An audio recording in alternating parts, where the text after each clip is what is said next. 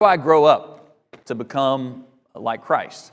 We've looked at one really necessary integral practice, and that is the practice of prayer.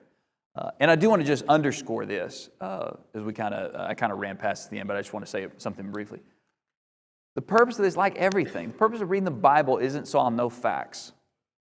It's to be shaped into something better. It's to grow into what I'm supposed to grow up into Christ, Ephesians 4 says. What's the purpose of prayer? It's not to convince God that He should give me the stuff that I'm asking for. It's that my will would be conformed to His will, ultimately. And yeah, you know what? He's amazing. He's a good Father who gives good gifts to His children. I mean, sometimes He says yes to my prayers. And because He's a good Father, sometimes He says no. But the point is, in all the things, all the yeses, all the nos, all the I'm not going to answer right now, sorry, all the ways God responds to our prayers is to make us grow, to make us better, you know. And I want us to talk about one more really critical aspect, and we're just gonna talk. No PowerPoint for this one. If you're there in Luke chapter 10, before Jesus taught them how to pray, He did something else. Luke 10, and you know what? We're gonna start at the end of chapter 9. Verse 57 goes along with what we talked about last night. As they were going along on the road, someone said to Him, "I'll follow you wherever you go." And Jesus said to him, "The foxes have holes and the birds of the air have nests, but the Son of Man has nowhere to lay His head." And He said to another, "Follow me." That man said, "Lord, permit me first to go and bury my father." But He said to him, "Allow the dead to bury their own. But as for you, go and proclaim everywhere the kingdom of God."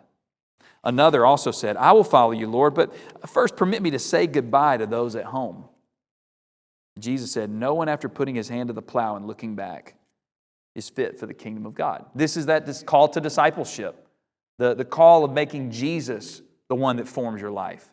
It's not your comforts and securities. It's not your family relations. It's not your whatever it was. You can't look back. You look only forward to Christ who is all and in all. He's the one that I'm following. And that's going to take extreme sacrifice. And that's what we're praying for, is that we become good disciples. But look at what else comes right on the heels of this. And of course, for us, new episodes, chapter 10. Except it's not. It's just the next sentence in the story. And right on the heels of the call to discipleship, now after this, the Lord appointed 70 others, and He sent them in pairs ahead of Him to every city and place where He Himself was going to come. We talked last night about part of discipleship is purposeful work. This is the parallel account. Luke 10 matches up with Matthew 10 of sending out the preachers and the preaching. But the thing I want to concentrate on in particular, how did Jesus send out these workers? What's the text say? How did He send them out? In pairs. In pairs. I want us to talk for these last few minutes we have together about the essential nature of partnership. The essential nature of partnership. It's right and fair and good, somewhat, for us to think about discipleship as a little bit of a solitary thing. After all, Jesus said, "Not many walk this road. The way is narrow, and few find it. And father, mother, brothers, they may forsake you because they feel like you've forsaken them to go follow after Jesus." There's a truth to the fact that being a disciple of Christ is a solitary experience many times. On the other hand, there is overwhelming talk throughout the teaching of Jesus, the life of Jesus, the book of Acts, all the writings of the New Testament, that if you're going to really follow Jesus well, it's got to happen in partnership. Jesus sends these men out in pairs. And I think, by the way, the reason I'm using the word essential is on purpose. I'm not just trying to pick a word. I think a lot of us think partnership, as in other words, really conjoining my life to other Christians, other followers of Jesus in deep, integrated, meaningful ways, that is good. That is good. That's ideal even. But I can get away without it, you know. I can show up, maybe not talk to anybody, but I can show up for the team meetings, you know, or the parole meetings, as maybe sometimes we think about. I got to come to church and check in and, you know, pay my dues and make sure I'm not getting in trouble with anybody. And I'm going to come sit there and come to the information sessions, get a little bit of teaching, then I'm going to go on my merry way. I'm not going to talk to any other Christians that week. I may not even think very much about any other Christians during that week unless somebody has a real sad, family situation that maybe makes me feel a little bad for them. I pray once in a while. But my life is more conjoined to my coworkers or my neighbors or my friends who we do stuff on the weekends. It would be good if I was best friends with brethren. It would be good if I spent all my time, if I was doing things with them day by day, breaking bread house to house and whatnot. That'd be good, ideal, but not essential. And what I hope is that after perhaps as a consequence or perhaps as this sparks some thought that leads to you coming to a conviction that partnership with your brethren, integrating your life with your brethren is essential if you're going to be a true disciple of Jesus. Y'all help me with something here. Just as a kind of survey overview kind of thing. In the New Testament, and I'm thinking mostly in the book of Acts, but just in general, how many significant events occurred where Christians are by themselves? You understand the question I'm asking? So I'm going to give you an event that I'm not thinking about. Acts 2, day of Pentecost. What was going on? Anybody remember? Before the Spirit descended, all that kind of stuff. What was going on with Peter? We'll just zero in on Peter. What was going on with Peter? What was going on around him with his life when the Spirit descended in Acts 2? Who was in the upper room? 12 specifically, but there were others.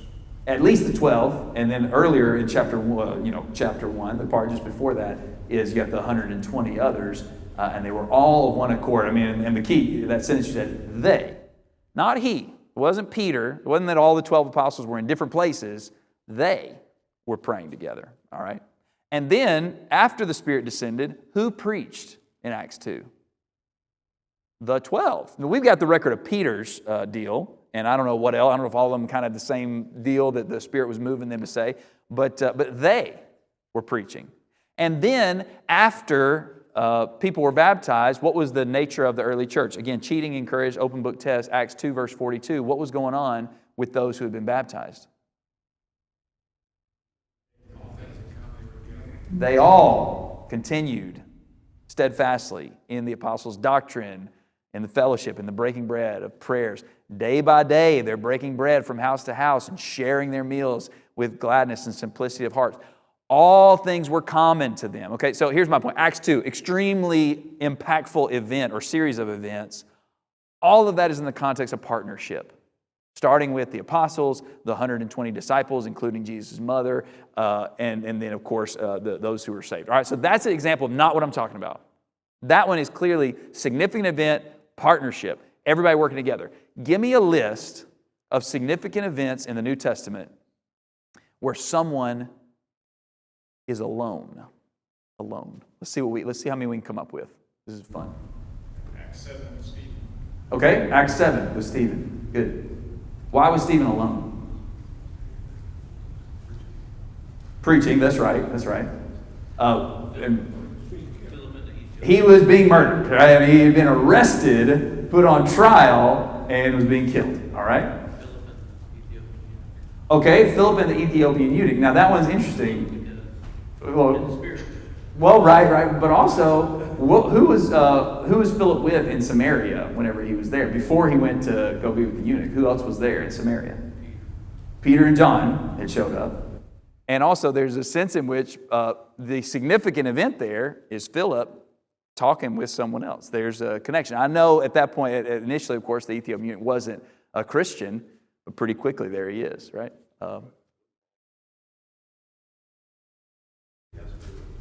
When he was on his way to Damascus, there were others who were with him. Of course, they were partners in evil of persecution and such, right? But that's not about them. So they're not Christians. They were here. He's alone. That's a significant, but not great. Like there he's praying and fasting. And what does Jesus do? Does Jesus save Paul by just telling him, "Here's what you need to do"? How is Paul saved in Acts 9? Somebody was sent to him. Somebody who was sent to him, right? Oh, that's my hand up over here. Maybe not. Yeah. What are you thinking about? Joseph hit rock bottom. Oh, in the book of Genesis. Yeah. Yes. Oh, right. Sure. Absolutely. Yeah. Do you guys notice a little bit of a theme here? Most of the stories of people being by themselves are not portrayed as like, oh, this is great, or they're very temporary. By the way, remember Philip, did he stay in the wilderness by Azotus or wherever? He goes on to somewhere else, Go ahead. Right. Good. He was looking for his partners, and he actually talks about that in the book of Thessalonians, and it's clear that it was a time of anguish for him. We could bear it no longer. We had to be left alone. It wasn't what he was looking for at all, and it was just you guys can't be left alone. I had to send Timothy to go check in on you guys. We could go on. You guys get the point though, right? This is absolutely, it is never portrayed in the New Testament as an ideal thing or a good thing.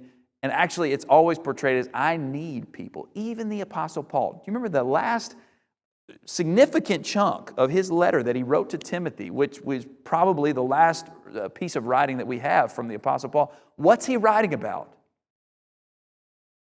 Demas forsook me, having loved this present world. This guy's gone here. I'm going to mess up all the names and locations, so I'm not even going to try. But this guy's gone here, and that guy's gone here. Am I right in remembering? Only Luke is with me.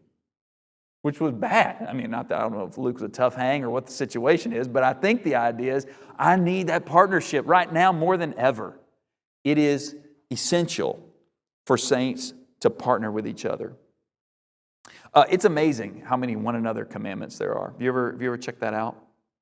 So and I want to pull this up to make sure, well, actually I can't. Anyway, if I remember the number correctly, there are at least 49 one another instructions, commandments, references found in the letters. I didn't even count the ones in the Gospels.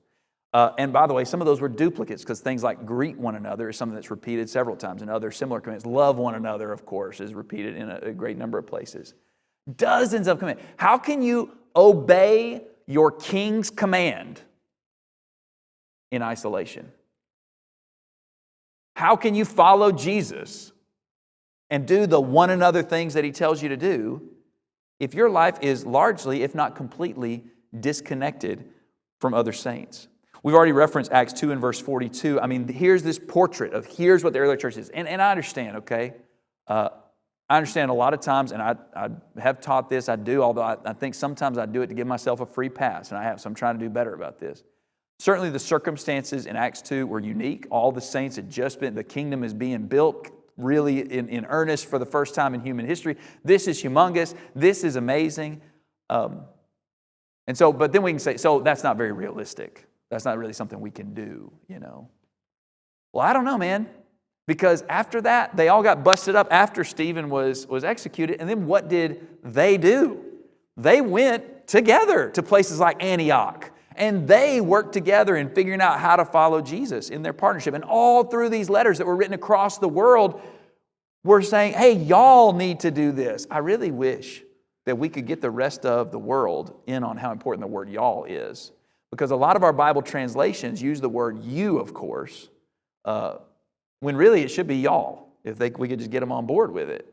That's the notion. And there's a lot of things we read as individual instructions or commandments that are clearly collective things. Y'all need to do this. This is something you do in partnership. It's essential if you're going to follow Jesus, to be sent out in pairs, to work together. Look at a couple passages in the book of Hebrews. Hebrews chapter 3.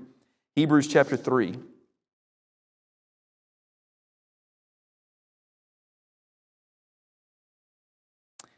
I want to start in verse 12 with you in Hebrews chapter 3. I want you to listen to what the Spirit commands in these verses here.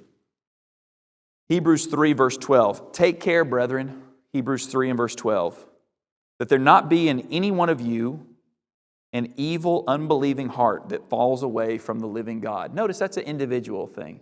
I can't control your heart. You can't control mine. It doesn't matter how much time we spend together. Ultimately, it is up to me about whether or not I'm going to follow Jesus. Whoever wishes to come after me must deny himself and take up the cross and follow me. So we're talking about individual responsibility here. But how is my allegiance to Christ? How is my desire to be shaped by Him? How is that cultivated? Verse 13 tells us. But encourage one another day after day, as long as it is still called today, so that none of you will be hardened by the deceitfulness of sin. For we have become partakers of Christ, if we hold fast the beginning of our assurance firm until the end. What's it going to take? Encouraging one another, day after day. If you wonder, well, does that mean literally every day? What day does he say we're supposed to be encouraging each other? Look in the text there in verse 13. He actually tells you a specific day of the week that you're supposed to be encouraging one another. Today. So then someone says, well, does this mean I have to encourage someone every day? What do you think the answer is? If it's today, then yes. If it's today, then yes. I want you to think about that seriously. Think about, now we can't redo the past, but we can learn from our mistakes and grow better from it. For the past 7 days, just the past week, have you obeyed this commandment from the Lord? To encourage someone, one of your brethren, each day. Or you're like, well, I showed up on Sunday. I showed up, by the way. More on that to say. If you want to flip over to Hebrews 10, we're going to go there now. Hebrews chapter 10, I want to point something out there.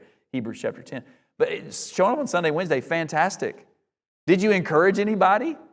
Did you think about anybody? Did you pray for anybody? Did you greet anyone? Did you ask how their walk with the Lord is going? By the way, a good note, whenever we talk to each other, it's good for us to talk about our families and our jobs and what's going on with the Astros and whatever else you want to talk about. But that stuff is not encouraging one another. That's just chit-chat. That's something you can do in your partnerships in the world, fellowship in the world. You share those kinds of things. The things we share, we are partakers of Christ, and we need to be talking about that. Look at Hebrews chapter 10, and I want you to notice what we're commanded to do when it comes to our coming together. Hebrews chapter 10. Hebrews chapter 10, beautiful stuff in 19 to 22. I'm not even going to go there because I'm afraid I'm going to start diving into it. But verse 23, Hebrews 10, verse 23.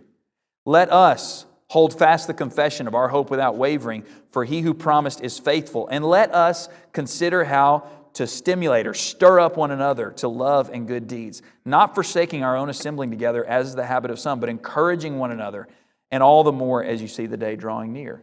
Don't give up on the assemblies. By the way, I wonder, and this may have been an application of both of these things, I wonder if the issue was, hey, I know some of y'all are not showing up for the group meetings. Some of y'all are not showing up for the partners meetings. Some of y'all are not showing up to worship assemblies and stuff. I wonder if that was the issue, and I'm sure it was. I wonder if it was bigger, though. That because of the pressures, because of the fears, because of the danger, because of the discouragement, maybe they were like, I don't know. I don't think we'll do it this week. Let's just not. Let's forsake having an assembly this week. We don't need it, or it would be bad for us, or it would be discouraging. In other words, on a collective level, maybe they were giving up on this. Either way you go, the command is don't forsake the assembling of yourselves. This partnership that you share in Christ is essential. We are partakers of Christ if we hold fast firm to the end. Don't forsake that. But notice that's the last command that he gives. What's verse 24? What's the commandment there? That we would stimulate one another. Keep backing it up. What's the commandment there in verse 24? Consider. Let's think about each other. Not let's just show up to the group meetings, but let's think about each other. Let's consider one another. You know, I get stirred up, or I need to be stirred up in areas that you don't. And you have ways in which, or areas in which you need to be stirred up that may not be. We need to be thinking about one another and how we can stir up one another to love and good deeds. It's necessary. This partnership is essential. It's something that's got to be central to who we are. So I want to ask this as a thought experiment question. What is it that we actually lose? And think about some of the activities that we do together. And we can start in Acts 2:42. Sharing in Bible study and the apostles' doctrine. What if the only Bible study you ever did was by yourself? You read your Bible, you watched some YouTube clips a little bit of things that people say or whatever, you listen to some podcast, but that's it. That's how you study the Bible. Not doing Bible study with other people, just by myself. What about the work of evangelism? Reaching out to our friends and neighbors with the gospel and You never talk to your brethren asking them to pray for you or asking their advice. You never ask them to go with you to have a Bible study with somebody or to work on some project and reach. You do personal evangelism, which I heard someone say very wisely. There's no such thing as personal evangelism in the New Testament, but a lot of us try it. All right, so that's how you do it. What about you never really break bread in anybody else's house? You never have them come in your house. And here I'm talking about just meals that we share day by day.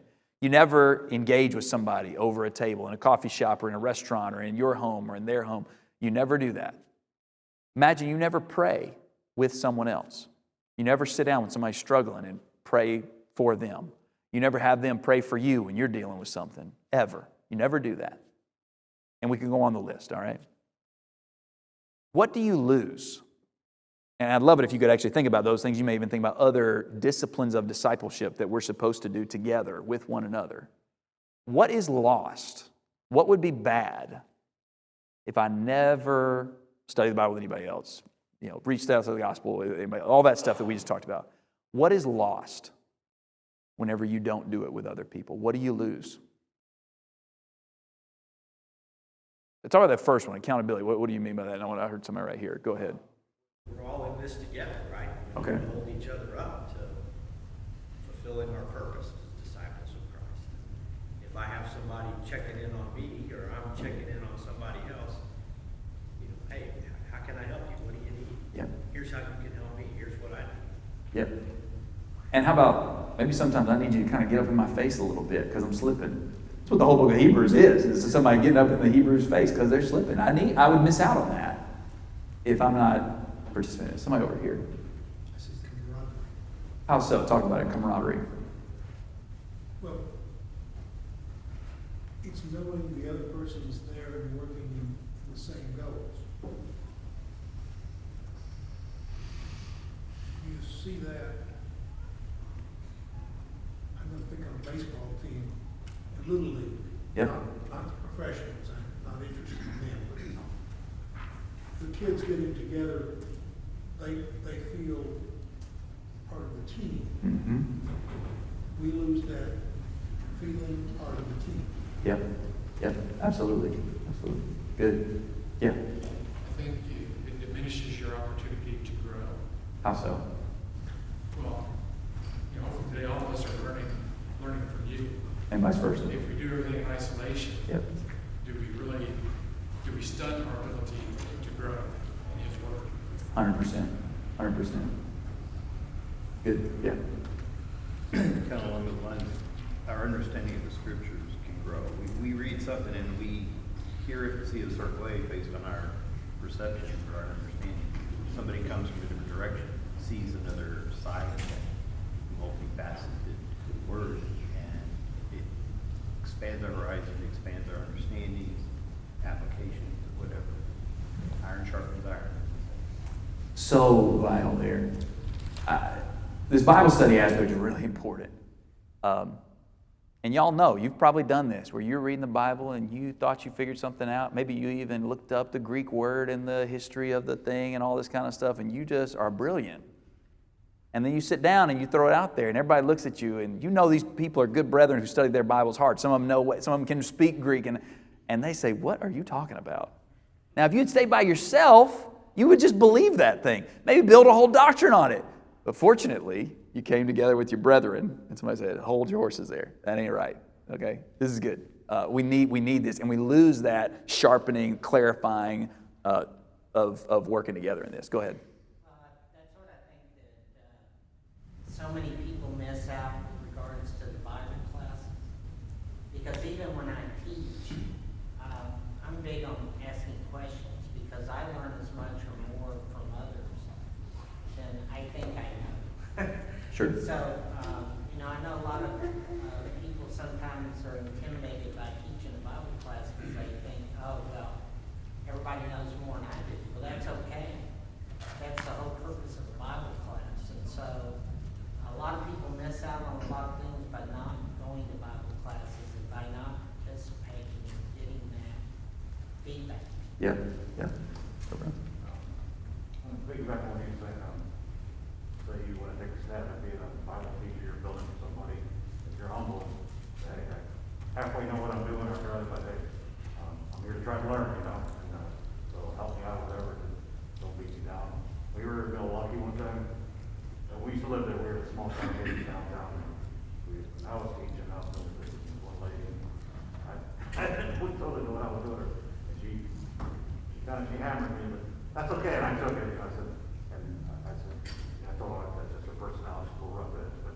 later on, okay, but so what? You know, and you're going to have hard-headed brothers and sisters that like that, pretty far between. And maybe they're doing that because they're really concerned for me. Like, oh, this guy's in trouble. I need to make sure he has a hard stop on this. I've experienced the same thing. I know what you're talking about. Yeah. Somebody over here, maybe. Yeah, go ahead, please. There's opportunities to serve one another. Great. I don't even know what you need if I'm not getting involved in your life. Think about how this is one, I think, some of the things were like, hey, got to study the Bible together, got to worship together. Breaking bread house to house, that's the fun social stuff. That's not that important for a Christian fellowship. Lie. It's not true. We got to do that, y'all. How am I going to ever know what's actually going on in your life? And look, fortunately, sometimes in settings like this, in these kinds of structures that we sit in, people open up and really talk about things that are going on in their life. But usually not. And y'all know it because you've sat here in these nice cushioned seats and you've had real problems. And somebody said, how are you doing? And you say, and I know some people ask that and we both know the deal. That's just a greeting. But some people ask and you know they actually mean it. They really want to know. And maybe we should just assume we all want to know. And that'll teach people to stop asking that question unless they really mean it. But maybe more importantly, they'll mean it. And you sat there and you said, I'm doing well. When you're not. You're wrecked with sin, or you're brokenhearted over something, or you're very anxious about something you heard about in your job or what's going on, and you just say, I'm fine. But I'll tell you where you end up exposing yourself of your anxieties, your fears, your failures, some sin. It's when you're sitting across a table or on the couch next to somebody, and you had a nice meal, and you chatted about a bunch of stuff, and you joked around, and you talked about your families and your jobs, and you talked a little bit about church, and they shared something they learned from the Bible. And then you say, hey, you know what? I've actually been. And then boom, here we're off to the races of that partnership in helping each other follow Jesus. We got to make that a real priority, y'all. You get the point, right? We lose so much whenever we don't commit ourselves to what the Lord has instructed for us. And by the way, what the Lord Himself modeled. Jesus could have handled it, y'all. He could have handled it. He could have just walked around, healed people, taught people, game over, done. What did He do? He called some little partners, junior partners for sure, but partners nonetheless. He gave them the abilities to do the same things He's doing. He gave them the same message that He was preaching. He would coach them up. He even shared with them whenever He was in times of struggle and trial. They knew about that. They observed that. He was genuine, transparent with them about it. Jesus practiced this. And by the way, we could back it up. You think God needed Adam and Eve to fill the earth and to make everything work out? He didn't. But how did God create all things? He created human beings as His little junior partners working on the earth to fill the earth with His good stuff. This is how God is. God Himself is committed to this. And if we're going to bear His image, if we're going to follow Jesus and be like Him, which is what the whole program is about here, we have to commit ourselves to this partnership. Maybe we could extend this, not extend it very far into what John said. How can you say that you're partnered with Jesus, that you're really committed to being one with Him, when you're not even willing to be committed to being one with people who you do see? Come on. This has to be a priority for us. And we're coming back to where we were with prayer. I know what you're thinking, some of you at least. I mean, first of all, just be awkward. I don't know how to do that. I've never had somebody in my home, or I don't like it very much. I don't like having people in my home. I don't like being in their home. I don't like inviting people out for coffee or lunch or whatever. I don't know what to tell you, brother. Take up your cross, okay? Just do it. We got to do it. I'm sorry. This is the deal. Actually, I'm not sorry. It's important. It's good for us, okay? It may not be very pleasant, but it's good. My son doesn't like brushing his teeth. He's still got to do it, or his teeth are going to fall out of his head, and he's not going to be able to eat, and then he's going to die. So he's got to do it. It's the same for us, y'all. And then maybe some of us are, I don't know how I would do it. My schedule is so full. Well, then chop off your hand, pull out your eye. Whatever you got to do what the Lord wants you to do to grow, to be a true disciple, you got to make some changes. Now, let's brief interlude. Some of you are going to latch on this too much, but I have to say it out loud. Sorry. When Paul was in prison, he was more isolated. When Stephen was on trial, he was more isolated. There may be limited circumstances outside our control that absolutely prevent us from the kind of day-by-day partnership, fellowship, integration of our lives that we want. But it better be something that we're deeply distressed about. It better be something that we're praying about. It better be something that we're working to get out of so that we can come back to this essential discipline of partnership with each other. I want to suggest some practicalities before we wrap this thing up. I really appreciate the good observations you made, and I hope this is helping you see how important it's got to be. So I'm going to share a couple of things here, just as some ideas, and I hope you'll consider these, expand upon them. You can come up with better ideas, all right? But some practical suggestions that we're going to need to make if we're going to exercise ourselves in the essential discipline of partnership. What if you just said, kind of like, I'm going to pray the model prayer every single day for a month? Each day, I'm going to make contact with at least one Christian to check in, share a word, whatever. So you just go through, you just write down a list, 30 names. And maybe it's not even 30 names. Maybe it's 5 names who you know you're going to just circle back around 6 times over the next month. And one time I'll say, hey, I was just about to pray. I was wondering if there's anything I could pray for you today. Wouldn't that be weird if we would do that? Or how about this? You know what Paul did with the Philippians when he talked about their partnership with him in the gospel? I thank my God on every remembrance of you for your partnership in the gospel from the first day until now. What if you actually prayed for someone and then you text them and said, hey, I just wanted you to know, I just prayed this for you. And I just want to let you know I appreciate you. That'd be cool.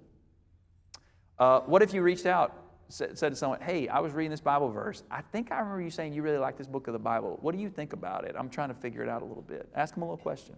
Or, hey, I know you're struggling. I just came across this passage. I thought it might encourage you. Or, hey, I was just calling you just to say what's up. How you doing today? How's your life in the Lord today? Let's talk for 5 minutes. Nothing big. I'm just driving home. My buddy Tyler does that all the time. We never really talk very much. He calls me. He lives in a little college town, and he works for the college there in the IT department. And he calls, and he always has to, either he has to cut the conversation or I do. Like, I don't think we've talked more than 20 minutes in a year, all right, in a single conversation. But it's great.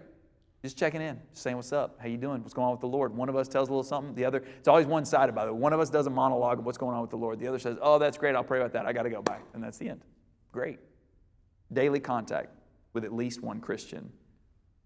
What about if weekly you made a commitment for the next month?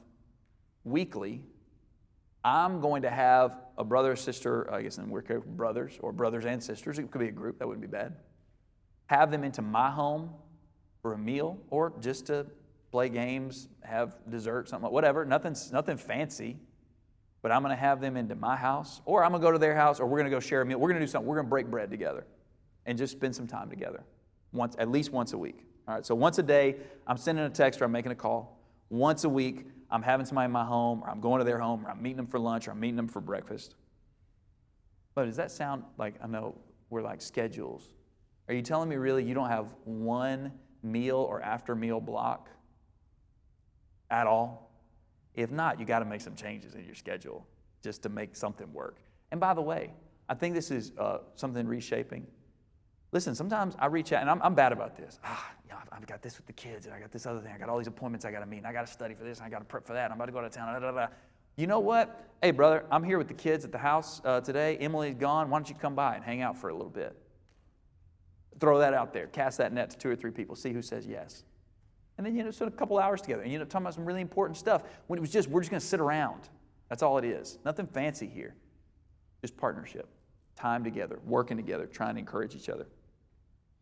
How about this commitment?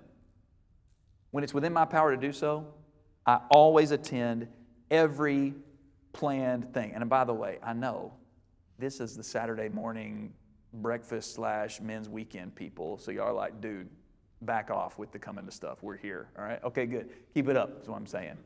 And encourage others to do that. And like was pointed out, there's a big loss when people don't come to Bible class. I don't know if any of you do that. I'm guessing not, again, Saturday morning men's thing.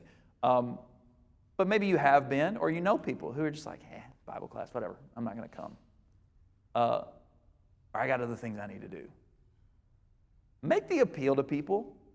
Don't make your preachers and elders do that. Why don't you come alongside somebody as a partner and say, hey, you are really missing out, dude. I mean, it's like we do this with other things. Hey, have you gone to see that movie? No, I haven't gotten to. I'm just too busy. Dude, I'm telling you, you got to go. You just got to go watch it. Why would we not do the same thing when it comes to the study of the Word of God with our brethren? Make the appeal about how good it is. Not like, this is the requirement, thou shalt must be at the... That's not what we're talking about here. We're talking about this is good for us, man. This will help you follow Jesus better. This will give you more joy and peace. This will make you what you ought to be. Come on. Like, what do you need? You need a reminder? I'll text you a reminder. Come on, get over here. Right? And by the way, we do have to do that sometimes. There was someone in our congregation who, med student, in the third year of whatever they are, residency or whatever the thing's called. I forget all the medical terms, but I've been watching enough doctor shows growing up, but you know what I'm talking about. And they're just sleeping in and showing up late. And they were telling me, like, I'm just so embarrassed. Like, honestly, I just feel bad to walk in like 20 minutes late. I'm like, dude, do not do that. Just get here, all right? Just get here. It doesn't matter. And so we had to start, because one time they told me, they came, parked out front, and they were 45 minutes late. And they sat there for 10 minutes thinking about how bad it was to be that late. And then they just went in and drove home. And that was honestly heartbreaking to me. I said, hey, that is not, you got yourself there. You're there. And I'm not saying it's good to be 45 minutes late, but it's better than not being there at all. Just come on in. We're waiting for you. We're waiting for one another. We actually have the Lord's Supper at the very end of our service purposely because of a lot of situations like that. Not we encourage lateness, but we understand that it happens, especially people not from New York show up and then, get on the wrong train and they're 30 minutes late and they're pretty flustered. We're waiting for one another. Come on in here. And so I promised. I said, look, here's the deal. If you're not there by 1:30, I'm sending you a text. And so we do that now. And sometimes they're like, yeah, I'm just a few minutes away. We got to do that for each other, y'all, to try to encourage each other and appeal to each other, to be present at our assemblies with each other. But here's the thing that I do think. I know you guys didn't need to come to the assemblies thing. I hope you don't at least. While you're at assemblies, make it your responsibility that you have to seek out and have at least one meaningful conversation with somebody there about spiritual things. When I was a kid, we'd have gospel meetings, and my mom developed this terrible rule for us kids. Maybe my dad too. My mom was the messenger. That at the gospel meetings, we had to meet 2 visitors at the gospel meeting and report back their names and something about them. Why would you do that to us, Mom? And what my parents were doing was teaching us that we don't just show up to church for ourselves. We show up for other people. And we were in a small church, so everybody kind of interacted otherwise. But I'll say, in a church that I gather is quite large, my guess is there's some people that don't get attention in this church. There's some people that are not paid attention to. Not because anybody on purpose is excluding them, but just because people slip through the cracks. What if each one of us as men said, you know what? These are my brethren. Or there are people who are thinking about me and my brethren who are here. I'm going to make sure that when I show up, I'm going to be during the second or third song, I'm looking around. I'm scouting out. Who am I going to get today? Who am I going to get today? And I hunt them down afterwards. And I say, hey, how you doing today? And actually have a conversation. Maybe before I even show up to worship, I think, you know what, I haven't talked to so-and-so in a while. I'm going to make sure I sit close enough to where I can catch them before they head out the door and just check in, ask them how they're doing, ask them what I can pray for them. Maybe even do something crazy, like sit down in the pew that second while everybody's talking, sit down and pray with them in that moment. What if I did something like that? When I show up to the worship assemblies, be concentrated on somebody that I actually can help. All right, 2 more suggestions and I'm done. And I appreciate y'all's good attention. The next to last suggestion I'll make is organize spiritual activities in your home. We talked about just the sharing meals, house-to-house kind of stuff. What if you said, hey, y'all, it's Columbus Day, Memorial Day, whatever. Everybody's off on a Monday. Anybody who wants to, come to my house. We're going to read through the book of James. We're going to read a chapter or read a section, and we're going to stop. Everybody's going to share some thoughts. We'll pray. We're going to read the next section. We're going to have lunch after, bring stuff, whatever. We're going to have some fun. Or what about this one? Hey, everybody, we've had a lot of announcements about some really discouraging things. I'd just like us to get together and pray. Anybody who wants to pray, come to our house, 8 p.m. Friday night. Anybody's welcome. Feel free to bring food or don't. Doesn't matter. We're just going to pray together. Or what about singings? I think are ones that we're in your home. Or if you don't have a home that you feel like could facilitate it, then get somebody else. But I'll tell you, your home can facilitate it. I grew up in Lacey Spring, Alabama in a double-wide trailer. All right? We had bricks around the bottom, though. You know what I'm saying? Like, it wasn't any kind of double wide, all right? Like, come on. Many of my childhood memories were everybody in that little church where I grew up coming over to our house for Bible studies, Bible discussions about maybe questions that people were struggling with on different doctrinal matters, singings, whatever. People sitting everywhere. People sitting in the little hallway that went by the kitchen, around back to the fake linoleum that led to the bathroom. If you had to go to the bathroom, you had to step over people, and they knew how long you were in there, but it was fine. People sitting all piled up on couches and on the floor, and you know what? People didn't want to be there, weren't there. But the people who were partners in following Jesus, they didn't care if they were sitting on that fake linoleum floor. It's where they wanted to be. They wanted to help each other. They knew it was essential for them to help each other. And we need to embrace that too. All right, I apologize for kind of getting preachy here at the end and not open this up, but I hope, I'm not going to allow you to say anything in this venue about your ideas. And your homework assignment is you must speak to each other about how you can work on your partnership and how we can develop this more, that we'll actually work together as brothers. And here's my last exhortation besides the homework assignment. We mentioned this last night. In Matthew chapter 10, the 12 are listed off. And some of this was mentioned in some of the comments last night. There were fishermen.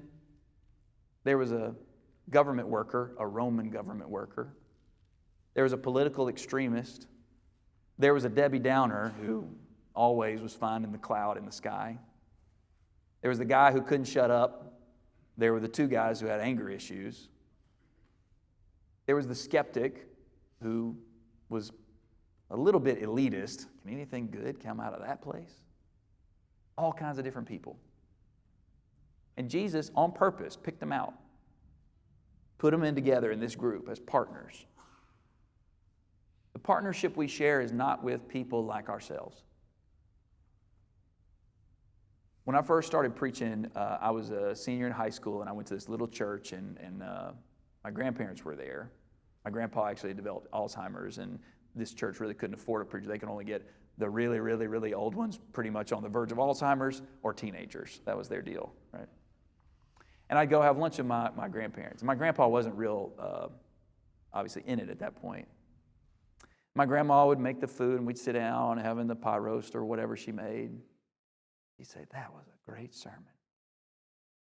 I was wondering about what you said about this one verse, blah, blah, blah."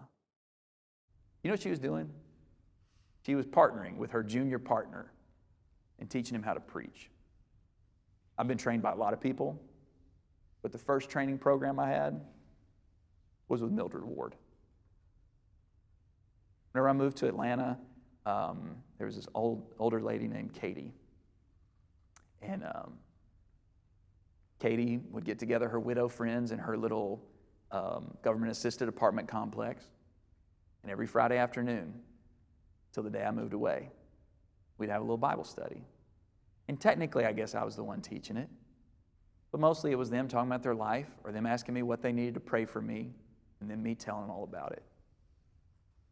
Then come Monday, I'd go over to Emma's house. Emma was this old Southern lady. Every time she'd cook, I'd ask, "Emma, how'd you make this so good?" She'd literally say, "Butter," every time. And she'd ask me about what kind of husband I was being.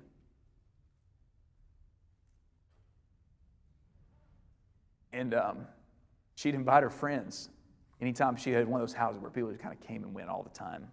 And there we were having Bible study, and she'd say, "Sit down, we're having Bible study." And here we were preaching, baptizing her friends, all these old folks. Partner, you know what I mean? I've never liked saying I have a best friend. I don't really know what that language means exactly. But I do know one of my best friends.